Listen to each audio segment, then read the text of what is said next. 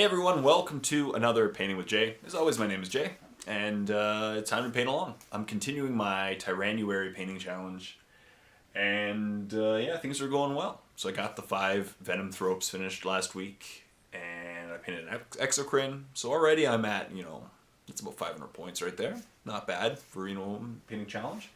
And today I'm going to be working on a, what are they called? Death Leaper. An HQ slot. Not one that I usually use for my army. I don't have it, until recently I don't have a painted Death Leaper, so I'm going to paint a Death Leaper today so that I have one to use. And I'm going to try him out in some battle reports as well. I don't know if he's going to be that amazing. Might as well try him out and give him a chance. He's 130 points, So grab a brush, grab some paints, grab a model, and paint along. Hope you get some stuff done today as well. So let's go ahead and start painting a Death Leaper. Hey everyone, so here's the Death Leaper that I'm working on. Sorry I haven't put up that many videos this week. It's been a really chaotic week. And on top of that, I've had terrible luck lately with technology. Just terrible luck. And by this point, today's Thursday, so I'm hoping to get a battle report, like the Tuesday's battle report up today. That's my goal, is today to have that battle report up, because yesterday, was it Tuesday night. Monday night I tried to render, basically, alright, here's the thing. My computer slowed down for some random reason, probably because I use it so much and insanely. It takes now like 14 hours to render a battle report. And I'm putting battle reports in the warp as well as for free. So that's 28 hours of straight rendering between the two videos, and it takes up days upon days to actually do it, because I have to edit them and then render. So, yeah. So I tried to have them up Tuesday, and that didn't work. And then Wednesday, what happened was I rendered one overnight, and my computer errored, like 3/4 of the way through it. So I had to re-render it, and it took all the day yesterday. So it'll be okay. They'll be up, better late than never. And the problem is I use Adobe Premiere Pro. And with Adobe Premiere Pro, you can't actually open another window of Adobe Premiere Pro until you're done with the previous one. So while that 28 straight hours of rendering occurs, I actually can't edit any video on my computer. So I try to do it at night, because the 14 hours, if you take up your sleeping time, that actually doesn't take up much of your actual working time. But that's okay. So it'll hopefully be fixed. As you can kind of tell by my voice, I have been under the weather lately. It's just that time of the year in Canada. Everyone gets kind of sick. And yeah, no complaints. Everyone gets sick. Can't really get too upset, You live in Canada, you get the cold. Kind of what happens. And yeah, that's basically my week. And then last week I didn't get as much done as well, because I was working a lot.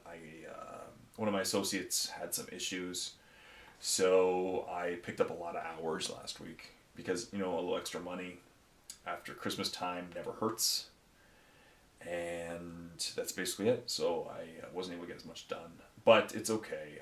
Every video that I planned to make last week will be out this week, and so forth. I was able to put out my part, I think it's 6 or 7, deployment episode of How to Play 40K. And the next one's been filmed, but I'm getting a haircut tomorrow. So I might delay it so that I can quickly film the green screen part. That way I don't look as scruffy. I don't want to be a scruffy looking nerf herder, Because this series will be out hypothetically until 8th edition, then I'll refilm it. So a couple years probably. And then I'll refilm whatever parts, really change. There were actually some huge... What I really like about the series of filming this How to Play 40K series is that you really sit down and just read the book repeatedly, and you really do read the rules, and you learn about all those rules that in your head you just don't think about, that change between 6th and 7th. I don't play with many fortifications. I don't use Aegis defense lines because I don't like them. I don't play with them very often. And there was a huge change to that, and I got to interpret that, put that into my deployment. So that's it. There's the step. I'm done. It's going to have to dry now for a while. So what should I do? Well, a few things. Number one, I'll show you. Now, this video was up yesterday, but if you haven't seen the video yet, it's I got just an insanely awesome Christmas gift this year from Mr. David Battaglia out there. And look at these guys. These are my new grot tanks that I got in the mail from Mr. David Battaglia. Let me just zoom in on them. Or, not zoom in on them. Focus on them. Look at these guys. They are just mind-blowingly awesome. I love them so much. And they're kind of up on my list to paint now. I really want to get them painted. And I know there have been comments. Now, there was a comment last week by a viewer asking me, no, don't forget about orcs. And I'm never going to forget about orcs, people. I love orcs, and these things are just going to keep reinvigorating my love for orcs. So once again, thank you so much, Mr. David, out there. I bet if you're watching this, thank you so much. And I really hope he enjoyed his Christmas gift. And as I said last week, so there was I maybe it didn't describe it correctly, but last week. But so what happened was, I got this package in the mail, and I knew that I got a package. Or I didn't know when I got a package, I knew that it was for me, because it was sent to my house. And I noticed it was from David, so I decided to send him a gift. So I didn't know what the gift was until I opened it Christmas Day, but I wanted to send him a gift just to say thank you for being so awesome. And he's been a good friend, over the last little while.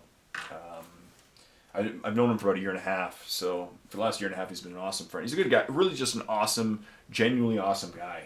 And the next thing I want to show you is this week's painting tutorial, which is in the warp. So if you want to go see it, check it out.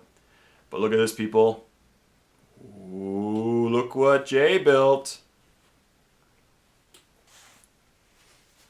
I finally did it, people. Yeah, finally did it. This isn't even the tutorial one. I built 2 of them. Jay now has 2 Red Knights. So this one right here is for the tutorial. And this one on the left, I'm going to use for a Miniature Painting 101 episode, part like 70 or 71. So that'll be cool.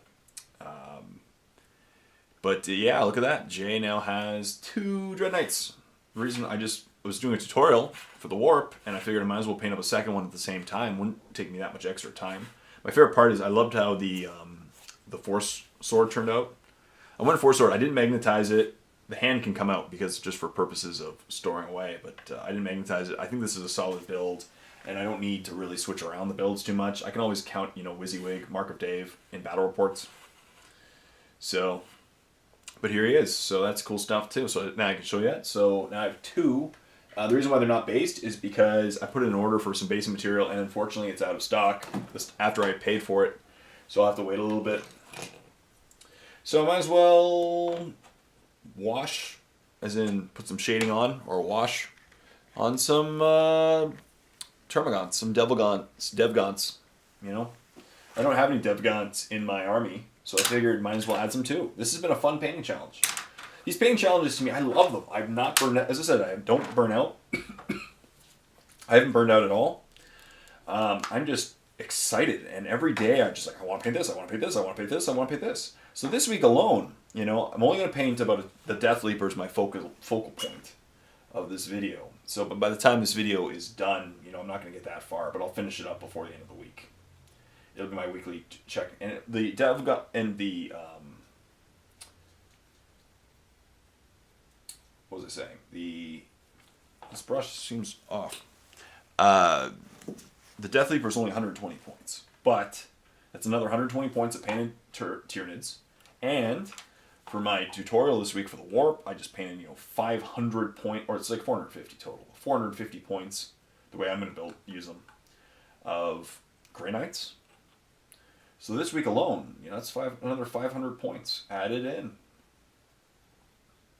Plus, I'm painting these. I'm going to do as much work while that's drying on these gaunts. And these are Devour gaunts, which I eventually will have another drop pod. I have one drop pod, obviously, because I did the unboxing for it. But, oops. So, but I will eventually have several drop pods You know, maybe not mini wargaming level amount of drop pods, but a lot of drop pods. You know, 2 or 3. One for a squad of zoanthropes, maybe one for a monstrous creature, and one for a giant squad of gaunts. Because these guys drop down, right? They have 3 shots each. Hitting on 4s, probably wounding on 4s. But still, you know, 60 shots, that'll kill like 2 or 3 Terminators. It'll kill, like, statistically, it'll kill 5 Marines, 7 or 8 Tau Fire Warriors. So, you know, they earn their points really easily, I find. Because if they just drop down and then shoot, and then your opponent has this giant, you know, abominable force in their face, because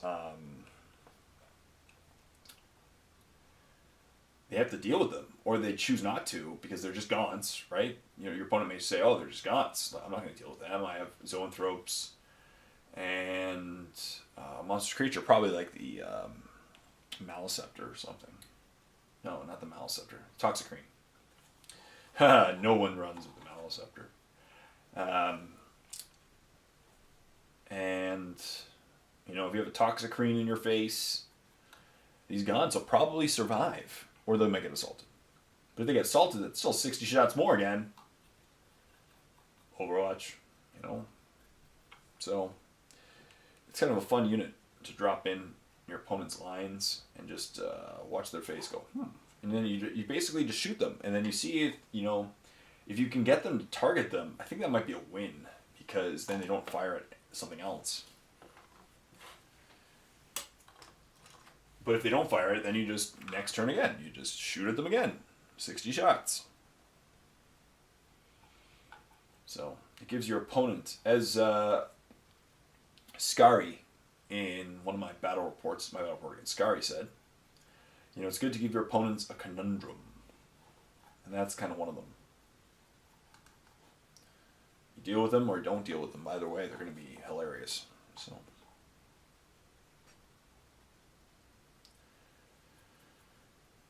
yeah, this painting challenge is going to be fun. As I'll do this as long as I want, really. I know I'm going to do this for January and February. February is going to be a bit of a, not a wash or anything, but it's a short month to begin with. You know, a few days less. I'm going to spend a few days in Vegas, and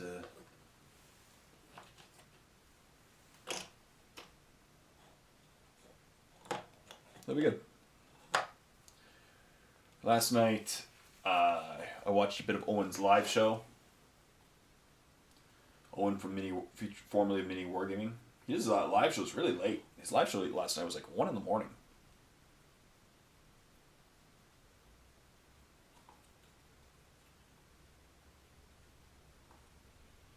In retrospect, I probably should have, you know, put that shade on that model ahead of time, and then that way I could focus more on the Death Leaper in this video.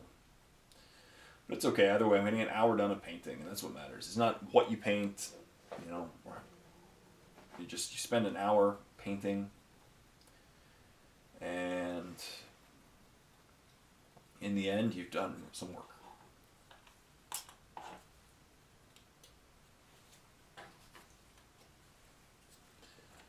Devour gaunts! Yay!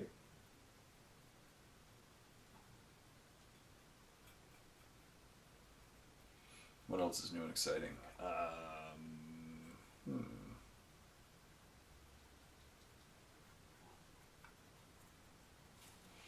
Not a whole lot. Been sick. Working hard in my videos.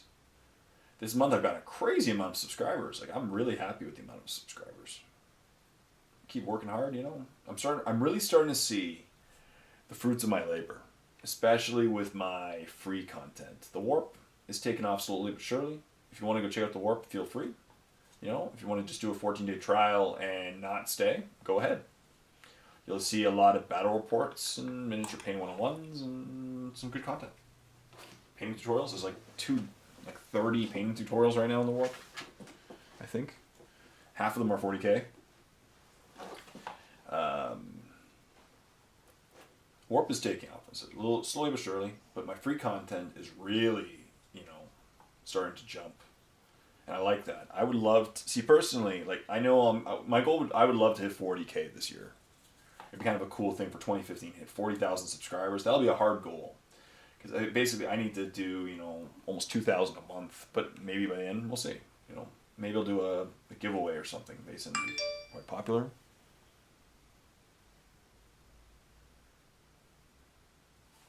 But I don't know, we'll see if I really want. I'm not a big fan of the giveaways for the free content because people just, go to the giveaway and then they get mad at you and unsubscribe and they don't win. But maybe, we'll see. I'm excited, just stupidly excited right now for Adepticon. Las Vegas Open is like a month away. Adepticon's 2 months away. I'm thinking I might bring my Grey Knights to Adepticon because it looks like I might have really limited space.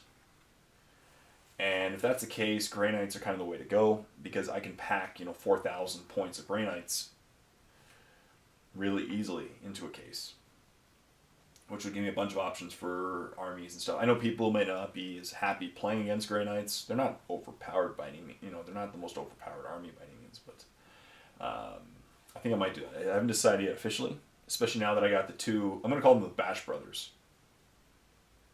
Yeah, the Bash Brothers.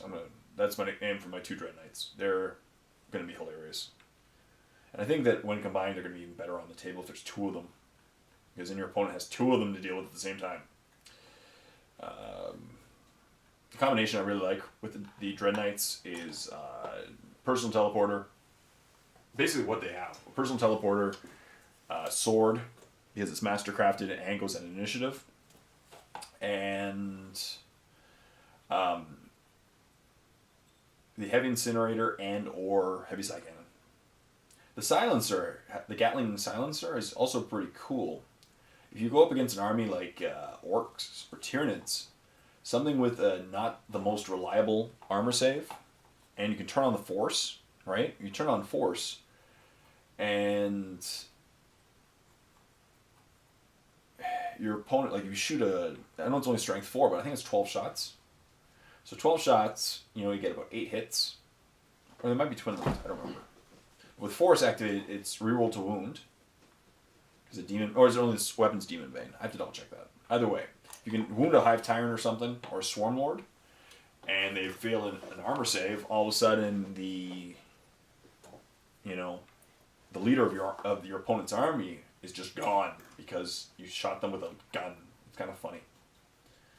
Tyranids are really still highly susceptible to instant death, and seeing as really no one is an invul other than the few psychers, you gotta rely on cover.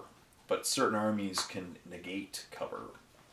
Now, usually they don't have the instant deaths of 2. Like, Tau's really good at ignoring cover, but they don't have that many instant death weapons. Versus Eldar, the heavy D-sides, or whatever they're called, ones that the Wraith Lords have. No, Wraith Guard have. They're pretty scary because they ignore cover and cause instant death on a 6. So they just hit a Hive Tyrant or something that's on the ground, and they roll out 6, gone. So, but yeah, I'm thinking about it.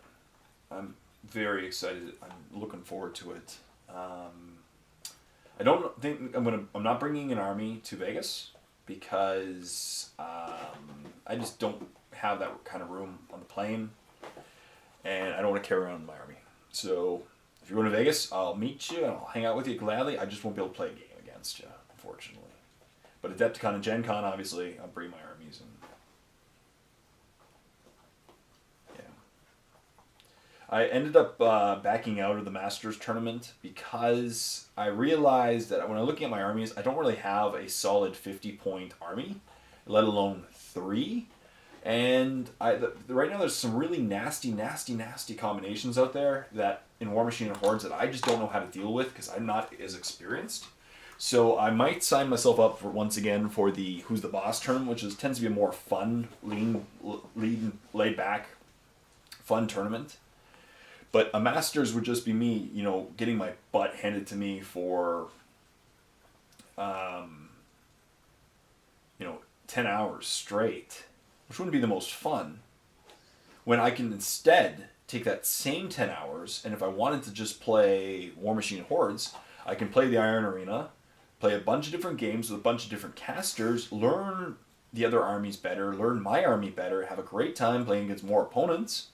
A game only takes about an hour. If you're playing at 35 points, 45 minutes sometimes. Heck, I've played games that lasted 15. So you play a game, you have fun time against new opponents. It's less competitive. I have a great time, and I learn more. So that's to me, and I'm already signed up for the Iron Arena. So I'm going to do that probably instead.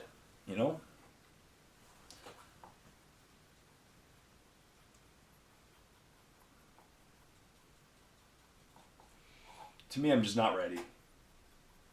I'm not a tournament player.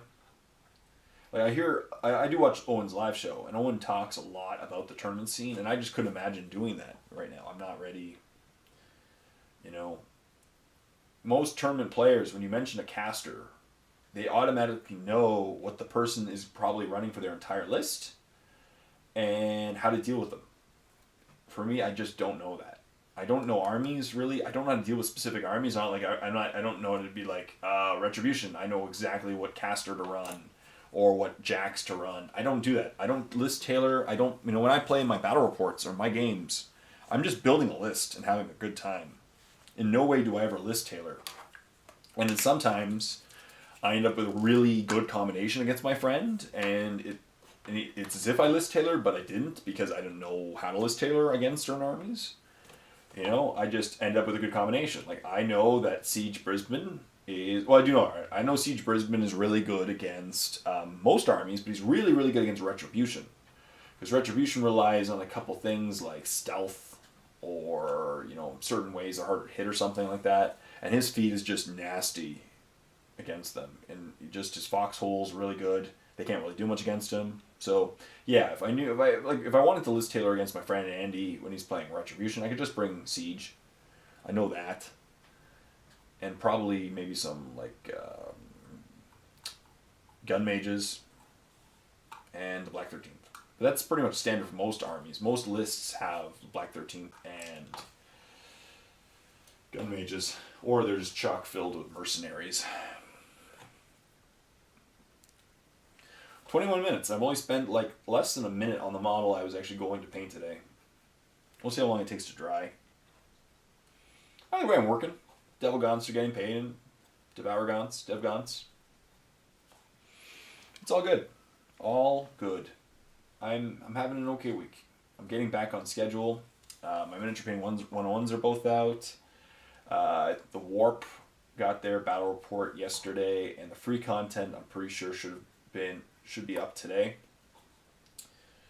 The next episode of How to Play 40K, depending on how my haircut goes, I might just refilm it quickly, and then that way I actually look quasi-decent and presentable in my... The next one is about the reserve phase. Now, I know most people thought I should start off with the movement phase, but the reason why I started with the reserve phase is because technically the reserve phase comes before the movement phase, right? In most turns. And I know most armies don't have access to their... Well, not most. Most, if you take all the armies in 40K, most armies don't have access to reserves turn 1. But if you look at player base, the number one most played army, of course, is Space Marines.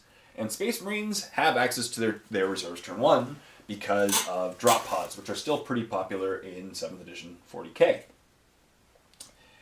And I might have missed an area. No. So they're still pretty popular. And, Grey Knights have access to reserves turn 1. And Dark Angels have access to reserves turn 1. And Demons, I think. Demons still might. Maybe not. So, I still think it's a great place to start is reserves. And then movement phase, shooting phase, or movement phase, psychic phase. You know.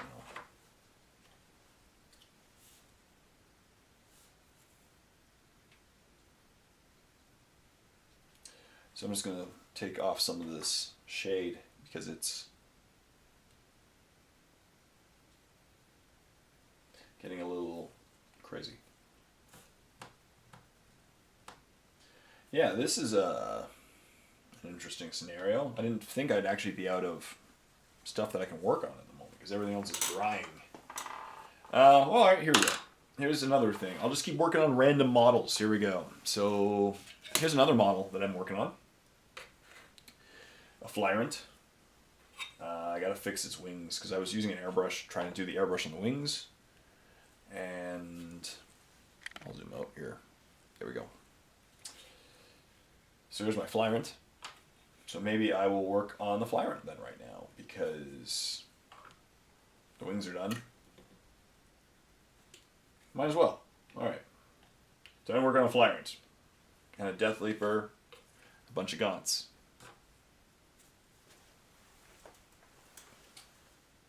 Let's go find my palette. Sorry, I just got it in front of the camera. There we go.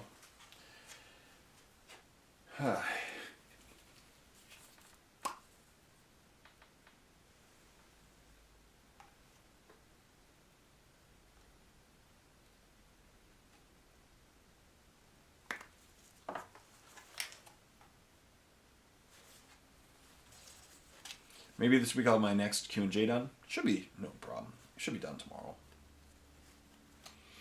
Q&Js, I'm not tired of that series by any means. It's just a hard one to film because the house is usually noisy when I'm filming on Fridays and stuff.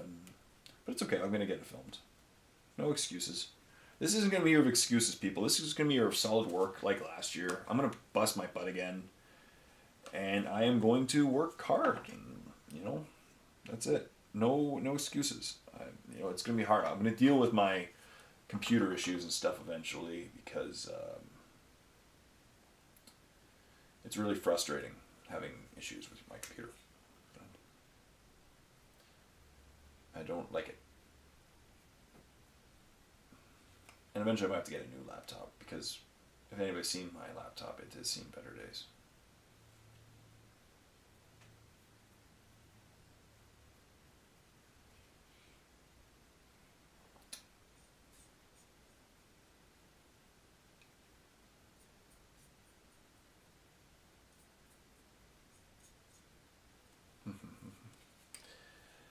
What else?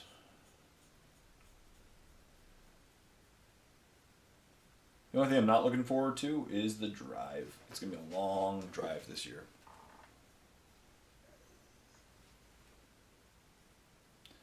To Chicago. Because I'm 2 hours further away this year than I was last year. So that's kind of sucks.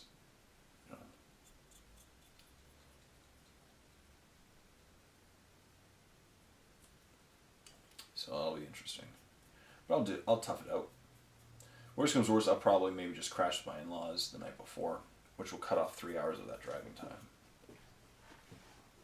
And then, yeah. It'll be okay. Everything is just fine. I can't complain. Really, I can't complain, My life is not too bad right now. Not at all. And I was raised to work hard and be thankful. And that's what I am. It really feels cool when I'm now looking and seeing the growth of my channel. Sorry, my voice is starting to really go already. But when I see the growth of my channel and when I see the view counts, and it feels great. It really does. And I've been working hard on it for a few years now, but I don't consider myself like the big guy in the block or anything, but I'm starting to get a lot of people like, I don't know, put me in the same category as in some of the other bigger YouTubers in our niche. And it feels really cool.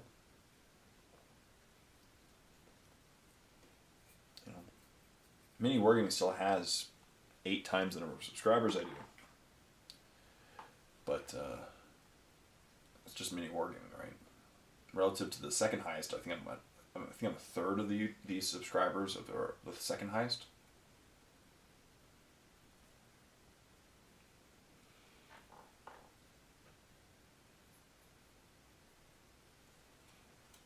But it's not all about subscribers, right? They're a metric, but it just feels really good because it shows that people really are starting to like what I'm making, and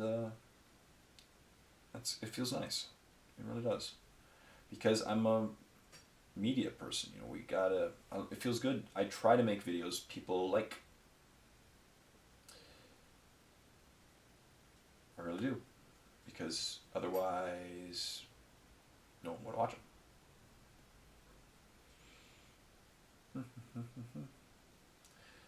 What else? It's pretty funny. I have this Facebook. I Facebook now, so if you want to find me, Jaded Painting is the easiest way. No, it's not Jaded Painting. Jaded Productions.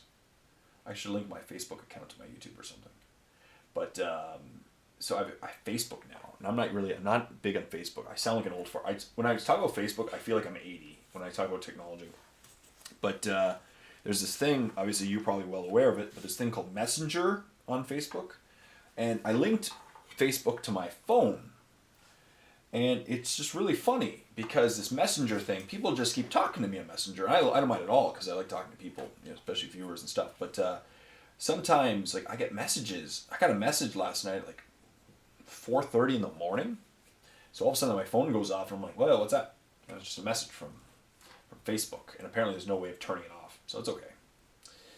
Or at least not turning off, setting it so that you can check in the morning and stuff, but it's okay. But my viewers are around the world, so I guess at that time it might have been a normal time somewhere else. But it was just kind of funny. Mm-hmm. I really love the Twin-Link Devour kit from Games Workshop, from Forge World. It's nice. So it's kind of funny that Games Workshop had to come up with an answer to one of their problems was when they created this kit. The flyant. The flyants have 2 arms for weapons, but then they also only have 2 arms, period, and one of them is wings. So then they had to create a double kit because otherwise you couldn't actually, represent weapons correctly.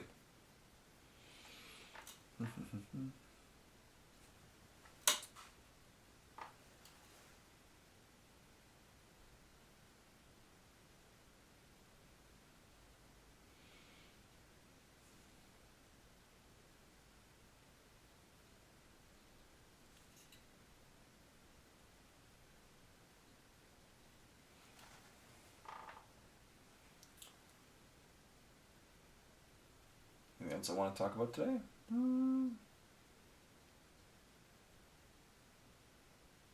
Hopefully Kron soon. That'll be good. But yeah, my painting challenge is coming along quite swimmingly. I think by the end of the year I might be out of models. That'd be a really cool feeling to have. The rate I'm going, it's actually possible that I might run out of, maybe then it'll be time to go to commissions or something. But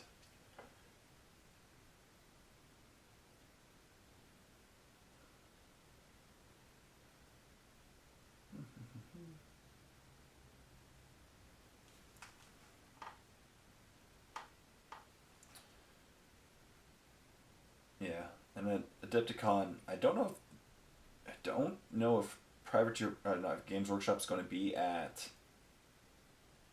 or Forge World. I don't know if Forge World is going to be at the Vegas Open, but if they are, I'm going to try to buy more grot tanks there. Otherwise, I'll have to wait to hopefully Adepticon. Hopefully they have them at Adepticon. And buy more grot tanks. And Operation Grot Tank is in effect. Tons of grot tanks.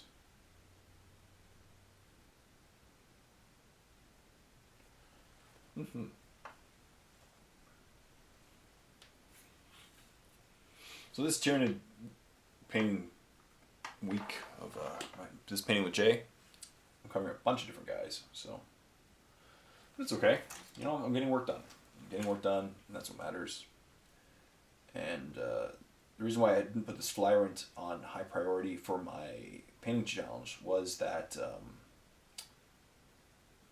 I already have a flyant, and double flyant isn't really in my. I don't know. I could run a double flyant list. That'd be kind of interesting. Double flyant would be actually kind of cool. Double flyant.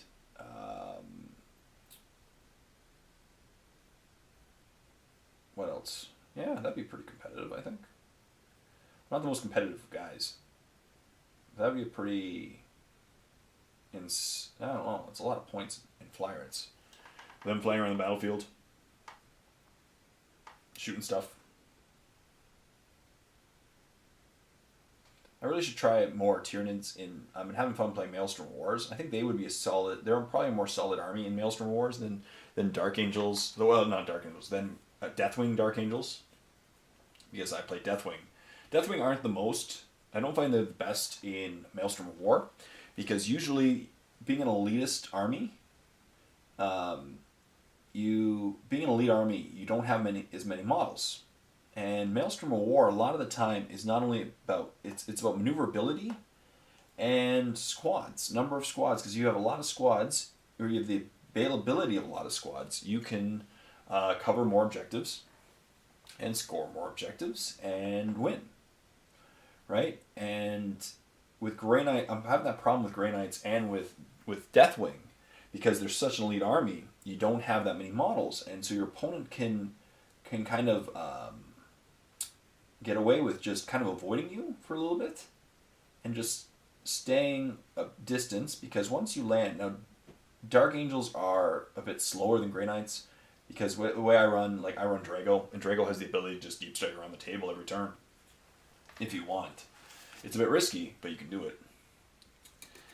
And he can do it technically, yeah, with the squad and stuff. But Deathwing, once you land, you're there, and you're there for good, pretty much. You can move around the table one space at a turn, but if you're running, you're kind of wasting your turn a lot of time, because Deathwing usually have some decent firepower, not the best, but they have some decent firepower, and they are really good in assaults. So you don't want to run them around the battlefield.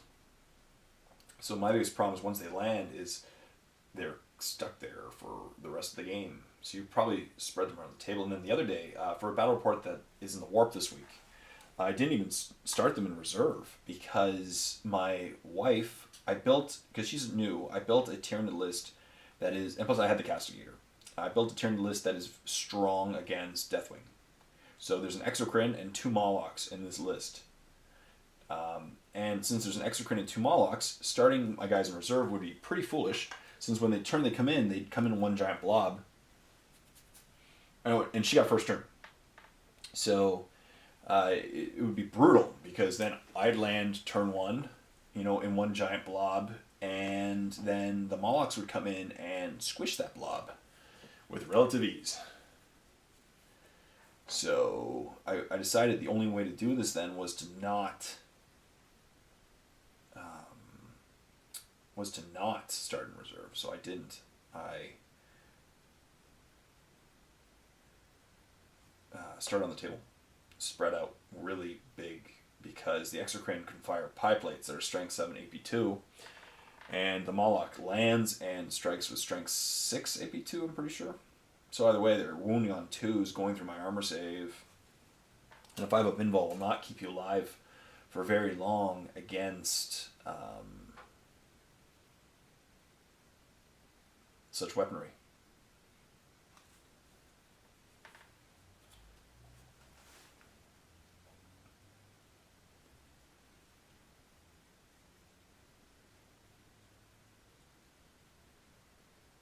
Eventually, I think it'd be kind of fun to have an Imperial Knights army.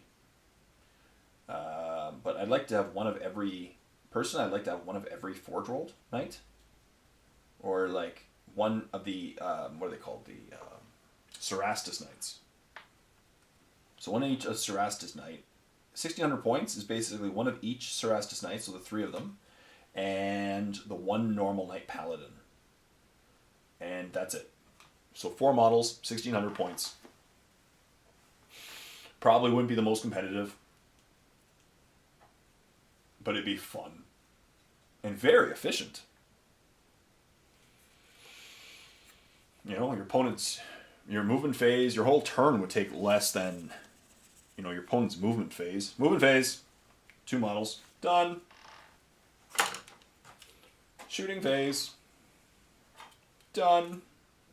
It'd be quite a fun play.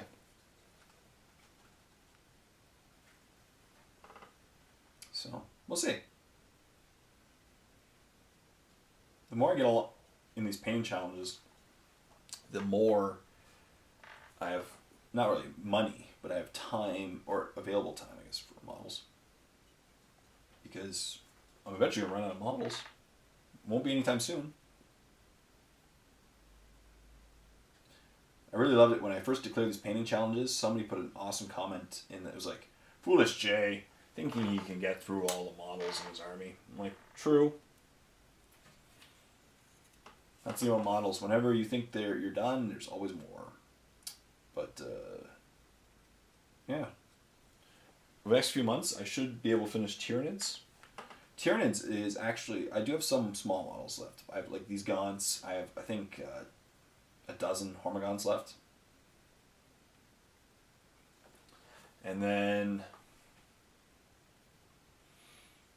what else? Some Rippers or something. I'm not going to make any more Gene Stealers. I have enough Gene Stealers right now. Gene Stealers are not good.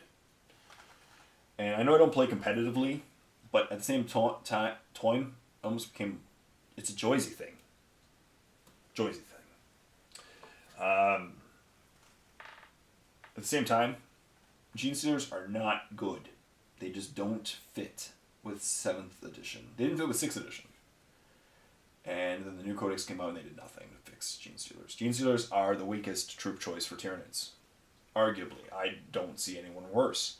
Because they are expensive and they're close combat specialists. It's not a good combination. Well, if you're a close combat specialist, you have to A, be able to get to your opponent quickly, or B, be able to survive so when you eventually get to your opponent, you're alive. You know, and Tyranids aren't really good for either of those for Gene Stealers. You know, the Blood Angels are also very close combat oriented after their new codex, but they have an armor save, right? 3-up armor save. It's decent. And Death Company have jump packs. So they're fast, and they have a good armor save, and they will get to you and kill you, right? That's just the thing with them. You can kill them in the meantime, like Imperial Knight Castigator would just eat through Deathwing. But only for like 1 turn, and then the Deathwing are in assault. Really, you have 1 turn to deal with Deathwing before essentially they're in assault, usually, because they can move so quickly. And they have a good armor save, right? Gene Stealers have a 5-up armor save, which most things will get through. Heavy bolters will be the bane of your existence. Bolters will be the bane of your existence. You know, every bolter will be the bane of your existence. Gene Stealers do not have grenades, so if your opponent is in cover, you get to go at initiative 1. The Gene Stealers go at initiative 1, right? Overwatch kills Gene Stealers because they only have a 5-up armor save. So Overwatch alone, any hit will most likely cause a wound and kill. And it's just, yeah, so you put them on the board and then they get shot and they die. And then you don't have any more Gene Stealers. And it's like, okay, well, Gene Stealer, good job. They do draw fire, because if you allow them to survive and they get in combat and they're not, you know, if they get in combat and if they get in combat against your opponent who's not in cover, then they might be dangerous. He's still wet. Oh well. Well, originally this was, for the record, this was about the Death Leaper today. But I've, washed a bunch of gaunts. Working on him. Maybe I should make a glaze and just put some detail back into this flyant. Yeah. Work on the arms later. Maybe I can get him in a battle report. Yeah, he'd be pretty good. I think this is pretty suitable. He's 3-color minimum for sure. So right now I'm going to take some Cantor Blue, a little bit of thinner, medium, And I should probably some glaze medium to make a shade. To decrease the surface tension. A glaze to it. There we go. I'll take that and add it back into the recesses to give us this guy a little more definition. And originally, this episode was about the Death Leaper, but not anymore. So I'll have to work on him tomorrow for my battle report. I have a battle report as well tomorrow. I'm filming once again with Dave. Really awesome guy from the area. And he's kind of like the Dave is kind of like the he's a good representative of the area because he is one of the guys who really loves 40K and he's loved it for a very long time. And he is also the guy who runs the tournaments in the area. So he yeah, it's you know, so he's a good guy. I like playing against him, so we're going to play another game, Maelstrom of War. The battle report, actually, that went up today was the same guy. He played Blood Angels, new Blood Angels, last battle report, so...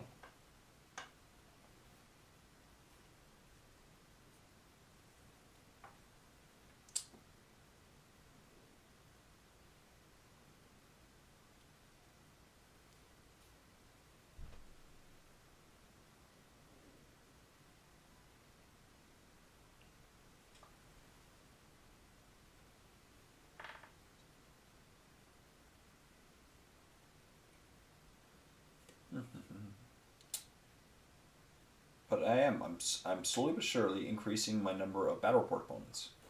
I contacted someone yesterday. Oh no, sorry. No, someone contacted me and I contacted them back. I felt really guilty because it was been a couple people. They contacted me and I have to contact them. It takes like 2 or 3 days to be contacted back. Because I'm not one of the people that emails everyone back the same day. I'm not. These days I know a lot of people do, and the kind of people expect me to, but I don't. I'm days behind on my email. Because I get a lot of emails, and I just don't spend a lot of time with emails, which I should. But I want to spend it working, making videos. You know, time to me is kind of always. I always treat time as if it was of the essence. And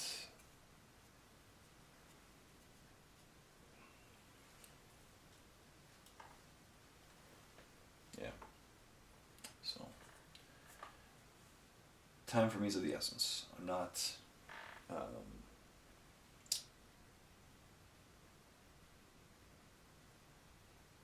It's not that I don't have time for my viewers or anything. That's not what I'm saying at all. I'm busy.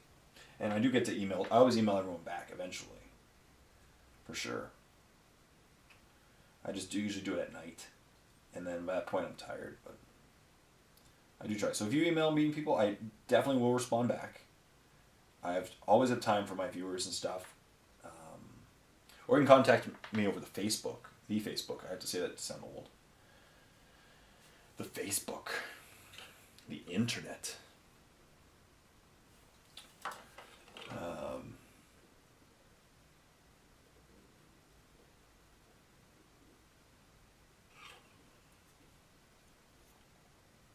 Yeah.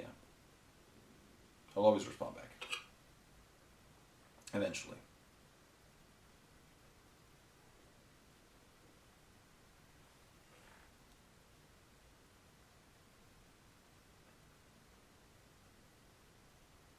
I do pride myself. I always have time, which is why I'm really looking forward to the conventions because I like to meet people, and it's always great because then meeting people in person is so much more fun than doing email.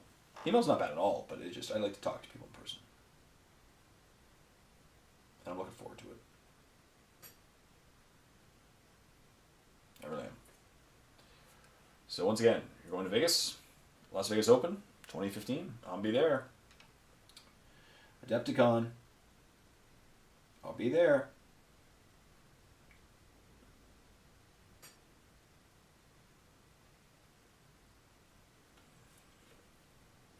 Come see me. Come talk to me. Because I love to talk to you.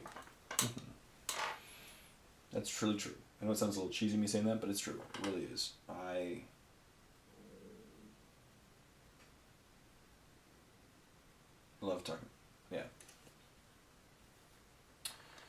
He's looking pretty good. I haven't spent that much time on him doing this video. Man, that Death Leaper. If only he was more properly prepared. But I'm still painting.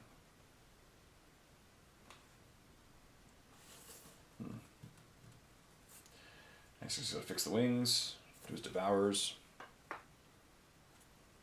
He's 3-color minimum, but he's not my normal standard yet. Let's check back on that Death Leaper. Still a little wet, but I think it's good enough to proceed to the next step.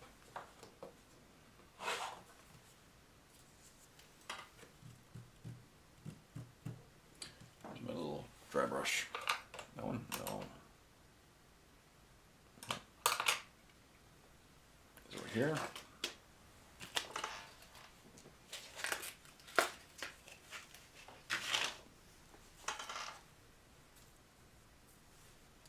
Let's start on this guy.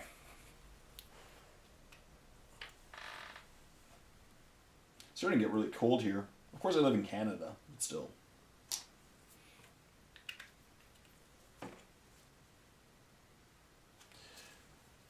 It's, yeah, getting pretty cold out. Minus like 20 Celsius.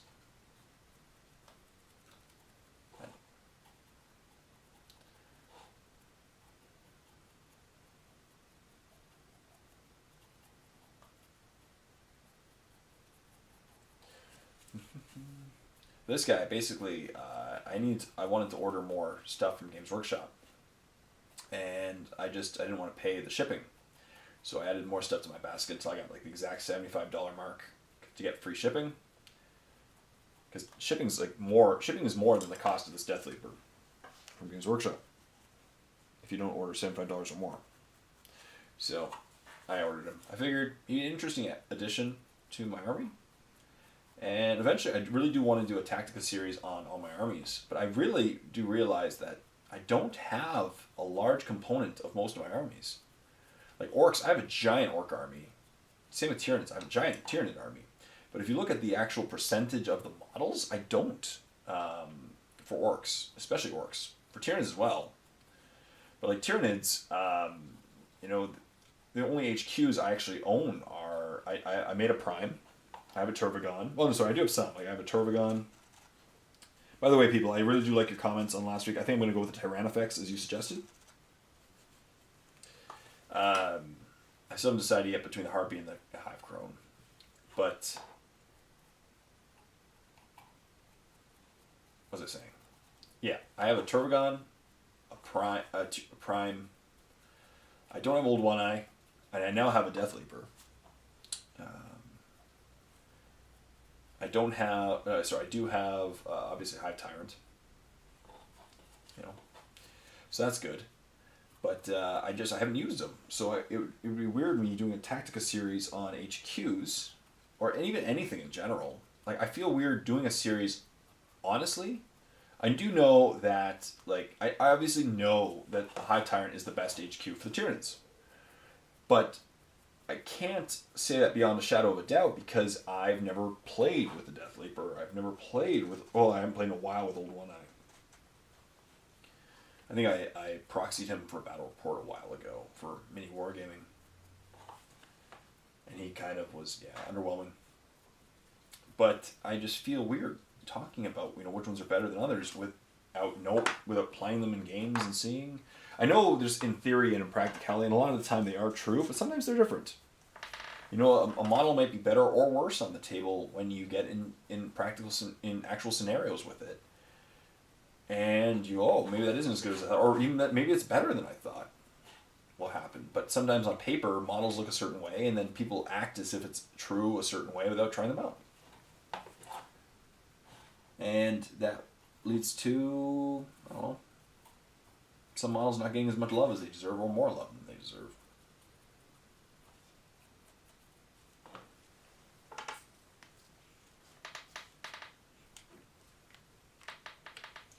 This Death Leaper, I'm going to probably call it in about 5 minutes. We're about an hour into the episode right now.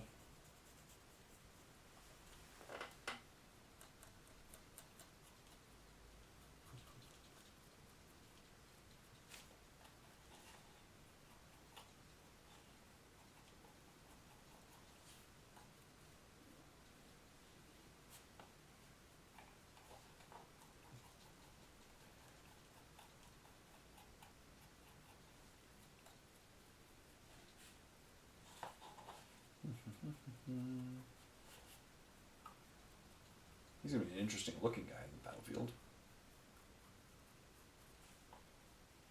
Not a bad looking model. I do like the fine cast. These models were annoying with metal because they fall over so easily. So, alright, keep going. Add some white to this mix now.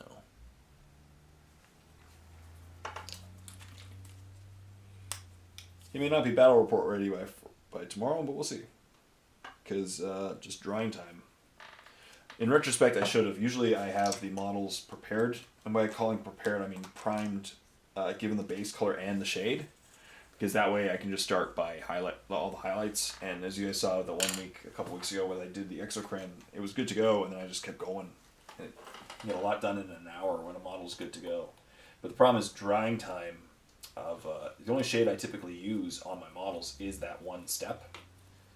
And it takes so long to dry. So it tends to slow down, you know, they have other things to work on.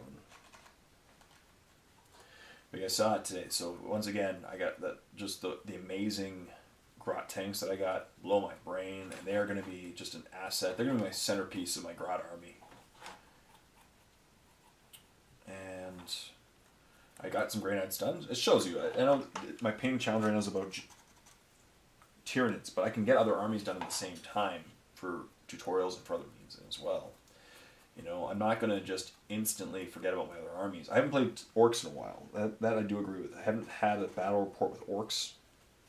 Maybe I'll play orcs on Friday / tomorrow. We'll see. For my next battle report.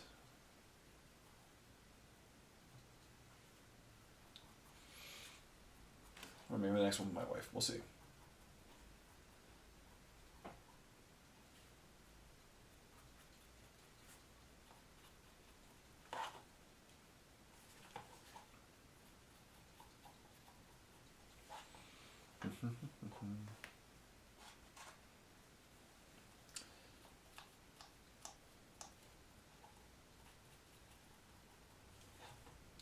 Eventually I'm going to do a tournament. I want to go to a 40k or a War Machine tournament even, but I'd like to do a 40k tournament. I have more fun probably at a 40k tournament first, and eventually a War Machine tournament as well. I haven't been to a, yeah.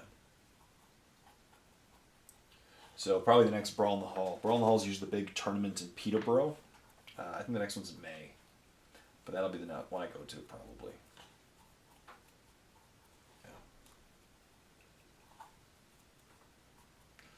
Look at this, one step done. Yay.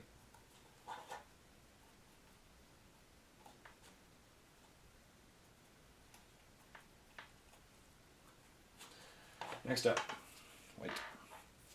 So, sorry, I'm just kind of conserving my voice a little bit because it's starting to really go. And,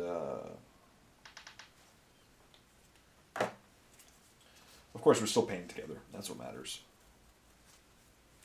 Yeah.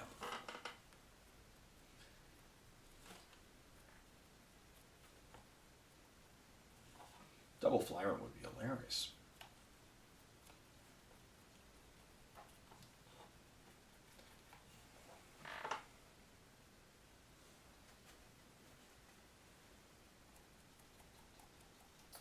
I haven't played a double flyant list in a long time. Yeah, we'll do that sometime.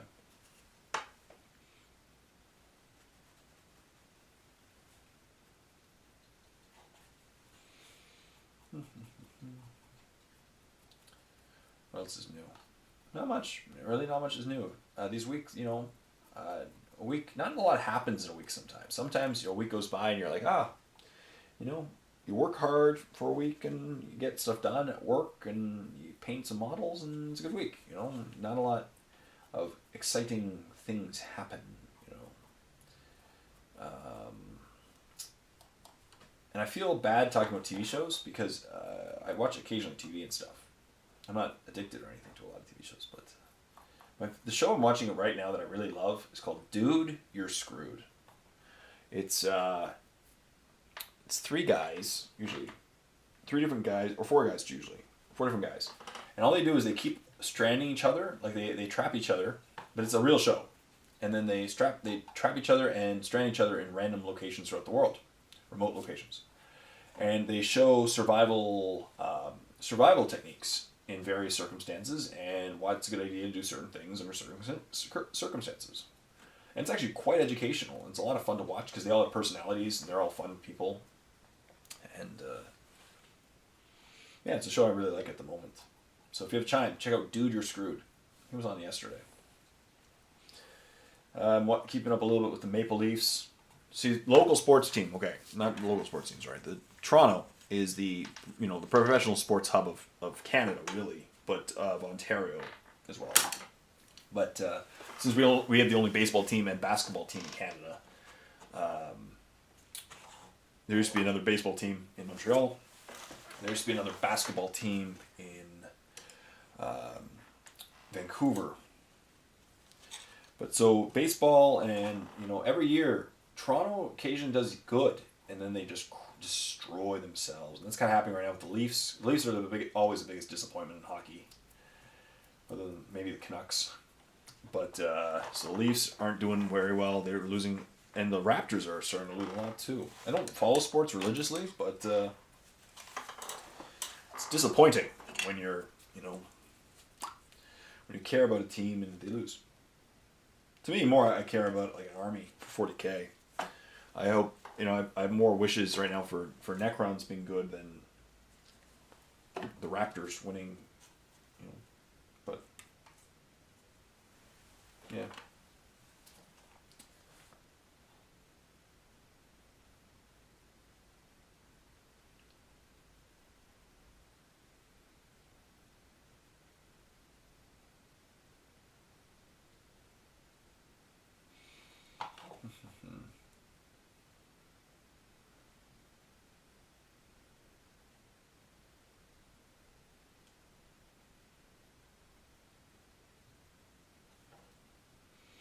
What else? Yeah, Peterborough. The more the more I've been living in Peterborough, the longer I like it. I actually like Peterborough a lot.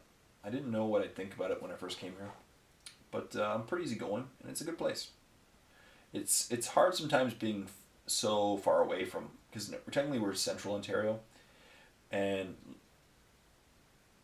being closer to Toronto, you're closer to where more things happen. But it's not bad at all. I like Peterborough. If I'm here for a while, I'd be happy. I miss Guelph sometimes, but I find myself more missing people in Guelph than Guelph itself.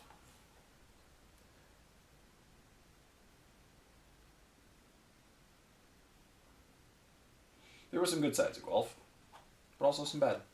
So, like every place, no place is perfect. Unless the place is called perfect, then I guess it is perfect, but...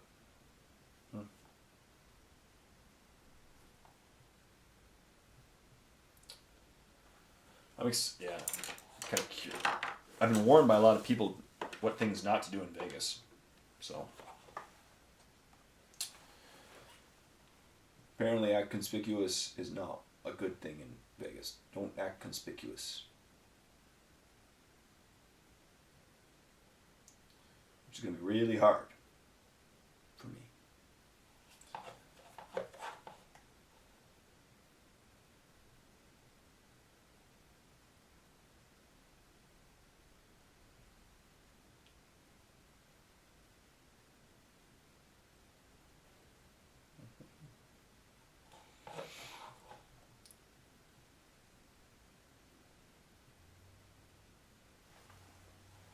Yeah, I probably should call it soon.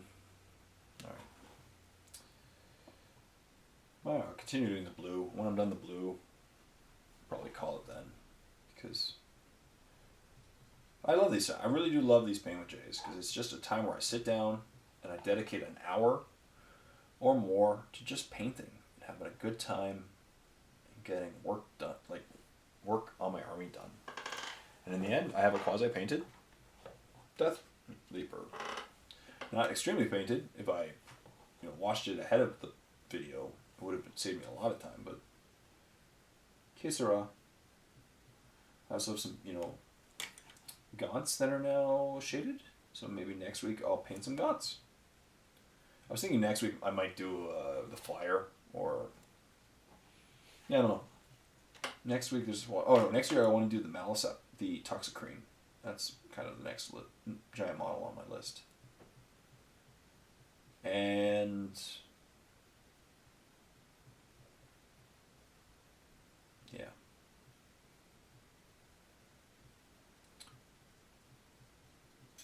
Getting the Toxicrene done would be nice. Because he's pretty cool. Has some uses. The only problem is if your opponent has an answer to him, he's gone really quickly.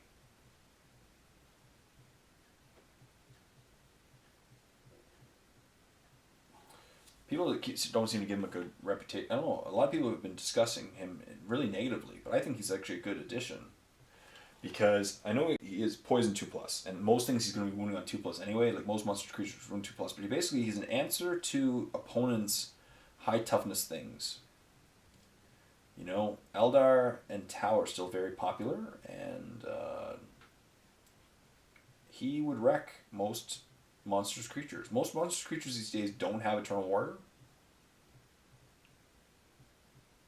And what the Maliceptor is, essentially, is a monstrous creature slayer. As I said, because in close combat, just Maliceptor goes at such a high initiative, and poison 2-ups, instant death on a 6. Enough attacks, you get him. And then instant death occurs. You know, even so, like, he's AP 2. So Wraith Knight is going to go down really quickly because they only have usually a 5-up invul if they took the shield. If not, no invul. Riptides will have their, feel no pain. But if you get the 6, instant death, no feel no pain. And it's just a dead Riptide. And no, and basically you have to, but even if you don't, if it goes up against normal troops, it's still poison 2-up. So if he runs against some medium toughness infantry, which there are some in the game, they're dead. Pretty much anything he touches is dead, providing he can get to them. It's an AP 2 weapon, a bunch of it, not that bad. I think it's 5 attacks on the charge. His weapon skill is low. I agree. I think it's low. It should be 4. I don't know why these Tyranid monster creatures have such low weapon skill. Carnifex should be weapon skill 4, at least. Makes no sense for orcs to be hitting back the Carnifex on a 3. It really doesn't. It really doesn't make much sense. But that's one of the few things I just don't agree with Games Workshop with Tyranids. I don't know why they keep giving everything 3s. To close combat specialists, they should have more than 3s. Yeah, I should probably stop here because we're an hour and something in, but give me one more second here. Yeah, let's end it here because hour and 7 minutes. Yeah, so I got a lot of work done. Hopefully you guys did as well. And yeah, so that concludes another episode of Painting with Jay. Hope you got stuff done too. I got stuff done. I shaded a bunch of gaunts. Got some stuff done on Mr. Death Leaper. He's a few colors on him so far. And then I worked on my High Flyer with wings. So it was a pretty productive day. Yeah. Ranted a lot. Always good stuff. So I really hope you enjoyed this episode. Please leave comments in the comment section down below of anything you want me to discuss or anything you want to add. Excellent stuff like that. How's your work coming along too? Combined, we're going to get rid of all these gray models that we have, and it's going to be awesome. Painted models always roll better than unpainted models. That's what I say. So thank you very much for watching once again. And sorry, my throat is just, my voice is still pretty gone. So thank you very much for watching. And thank you very much for subscribing and watching my content. It really does mean a lot. You people are amazing. And I think this is going to be an awesome year. So stay tuned next week. Till next time, this is Jay saying, happy painting with Jay.